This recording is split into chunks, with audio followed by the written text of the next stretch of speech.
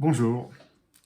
Ce dernier trimestre, enfin ces 3-4 derniers mois, j'ai fait de nombreuses conférences partout en France, entre Strasbourg, Nantes, Clermont-Ferrand, Lille, Paris, etc. Et bon, ce sont des conférences qui sont données dans des milieux professionnels, donc je ne peux pas reproduire ces conférences ici, elles sont réservées à ceux qui les ont reçues. Mais il y a une question qu'on me pose très souvent, parce que le sujet de la conférence tourne un petit peu, quels que soient les domaines d'activité des entreprises que je rencontre, le sujet porte sur le futur. Et comment on arrive à comprendre le futur, et c'est quoi les signaux faibles, et qu'est-ce qui fait qu'on arrive à décoller. Bon. Les signaux faibles, je vous l'ai dit déjà souvent ici, c'est très simple, c'est un fait paradoxal qui inspire réflexion.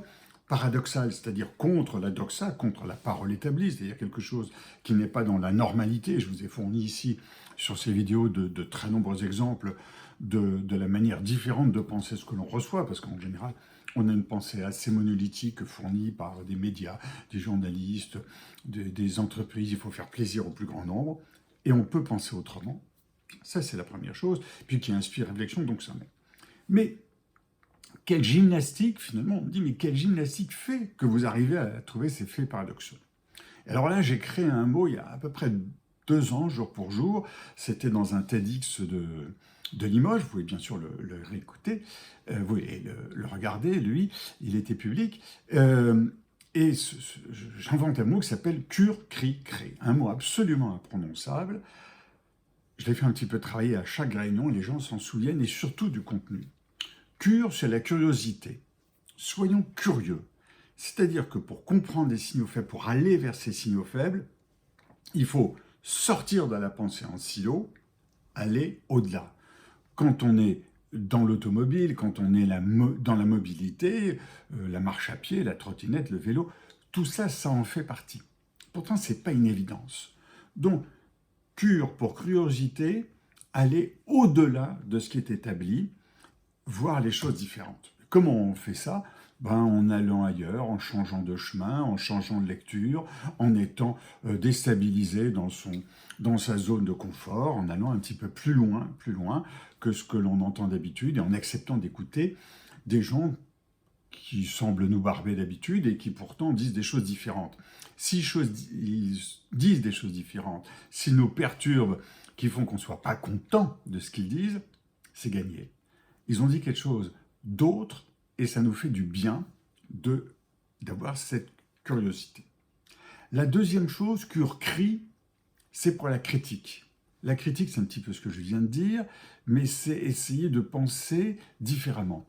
Un truc très simple, essayez de penser, d'avoir la pensée inverse de ce que vous entendez. Qui peut être sur le climat, sur l'automobile. Vous voyez, la voiture électrique, j'en parle souvent ici, tout le monde dit la voiture électrique. Bon, écoutez, la voiture électrique, tout le monde a la voiture électrique. Il n'y a pas de branchement, il n'y a pas assez d'électricité, il n'y a pas les matières premières pour faire les batteries. On le remplace par quoi? Et je le répète, par un système de voitures autonomes. Au lieu de 100 millions de voitures, il n'y a plus qu'à construire 20 millions. Donc, c'est la critique. Essayons d'être critiques vis-à-vis de tout, vis-à-vis des hypermarchés, vis-à-vis de ce que l'on mange, vis-à-vis du bio, vis-à-vis du local, vis-à-vis de l'industriel. Soyons critiques. Et puis, troisième point, curiosité, critique, créativité, cure, cri, crée, soyons créatifs.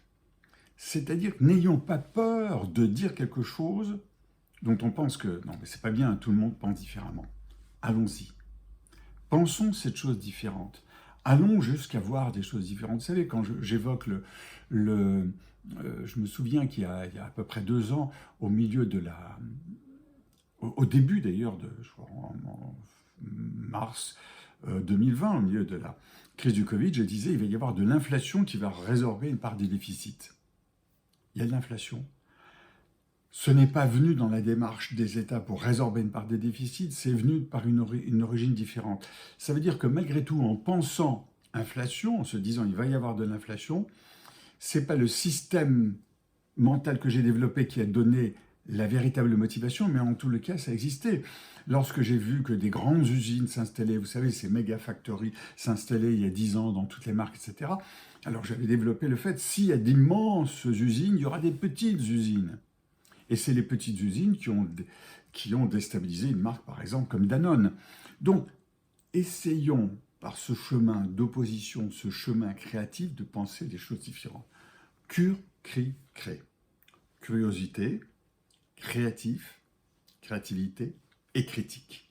Et c'est une des astuces pour développer les signaux faibles et par-delà, la prospective. Bon courage, bonne plongée, je pars en plongée et à bientôt. Au revoir.